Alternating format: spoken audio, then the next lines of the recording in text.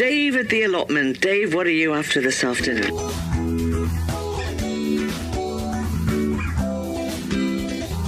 Still cracking on at the allotment?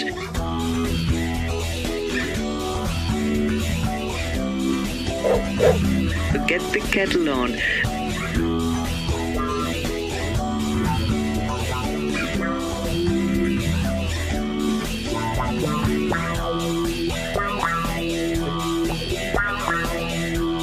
It's Dave at the allotment. See you in a bit.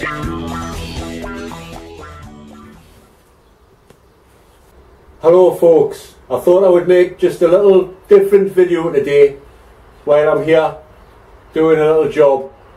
It's been raining for the past 3 weeks now, heavy, just stopped there, so you cannot work outside in days like this, but there's still plenty of jobs to do. So what I'm doing here, I'm just stripping the leaves off my tomato plants.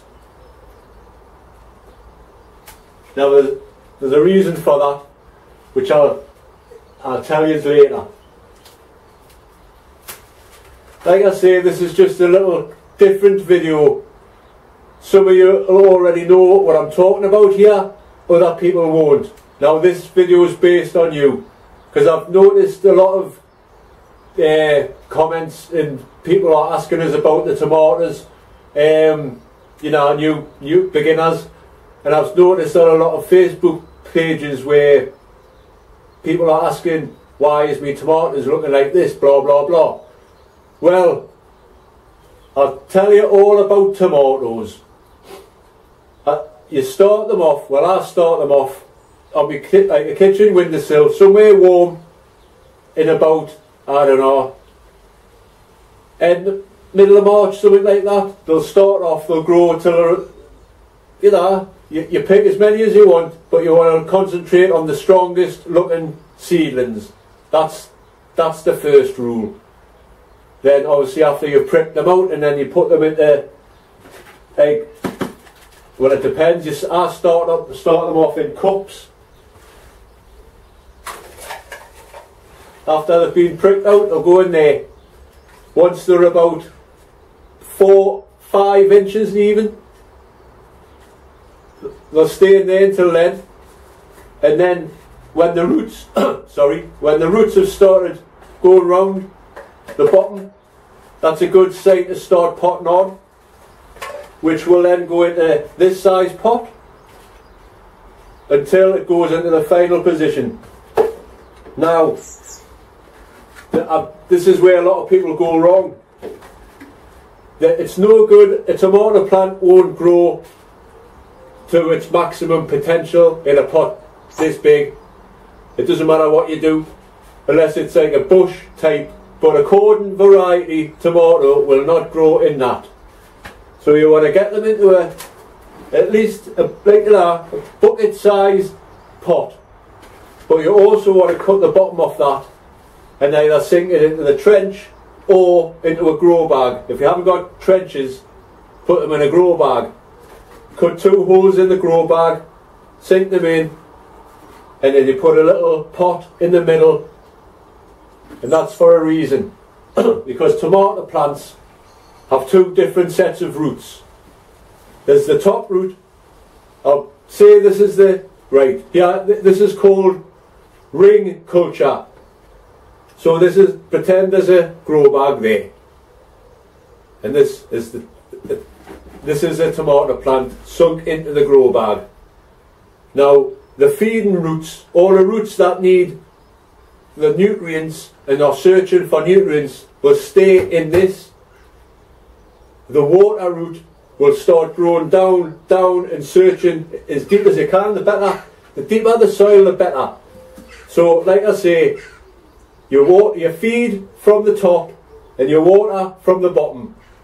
That's the general rule with ring culture. But with this being a new trench this year, I thought I'd try something different, and it seems to have worked.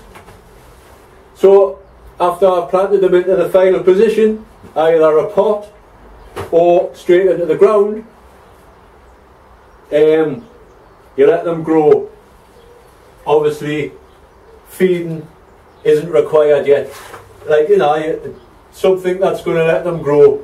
You don't want any sort of flowering feed just yet. Now let mine grow to the 5th truss, then I'll nip the tops off, because I don't want any more trusses on than that. 5 trusses is good enough for me. Some people go to 7 trusses, it all depends, but at the end of the day, 5 or 7, you still need to nip the tops out. And if you see any suckers growing in between where the main stem is and the leaf, there'll be another sort of plant growing out of there. Pull them out, unless it's a bush tomato. But I'm just concentrating on these. So suckers, get them off. And what I also like to do is just go around while I'm trimming the leaves off. If there's any of the trusses that have got, like, you know, little tiny tomatoes on, but there's still a few good tomatoes on, like this one here, I'll just cut that off and let all of the goodness go into the tomatoes that's already on. And sometimes you get like suckers coming off the end of a truss as well, like there. Oh, aye, it's just starting to come on, so I'll let that off now. Try not to get a tomato as well, like. So yeah, I'm stripping the leaves. Once your tomatoes are set on the 1st truss, then that's when you start removing the leaves to get the air circulating and all of that. So I'll just carry on with this.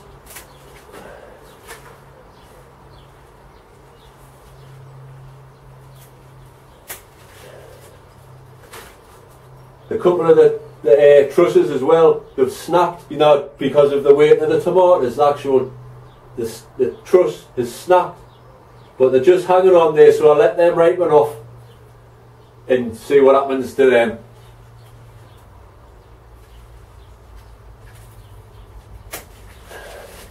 So the ground, before I planted, I put some, you know, grow more general fertiliser, fish blood and bone and all that. Just put that in your soil first, let the tomatoes grow till you start getting the trusses on. Now, this is where a few people are going wrong as well. Once your 1st truss is on, the flowers, once the 1st truss is on, then you feed once a week. I usually use comfrey, but since I'm still waiting for me comfrey juice to make, I've just been using just normal tomato feed, like. So, like I say, 1st truss, flowers on, feed once a week. When you get to the 2nd truss and the flowers are on, you feed twice a week. Up to the 3rd truss, that's 3 times a week. 4th truss, 4 times a week. And up, for me, 5 trusses is 5 times a week. And so I'm feeding nearly every day, just about, at this time of year. And I just want to go around as well, once I'm clipping all these leaves off here. Like I say, once the trusses have set, you can start getting these leaves off, cutting them right back, because they're not needed anymore.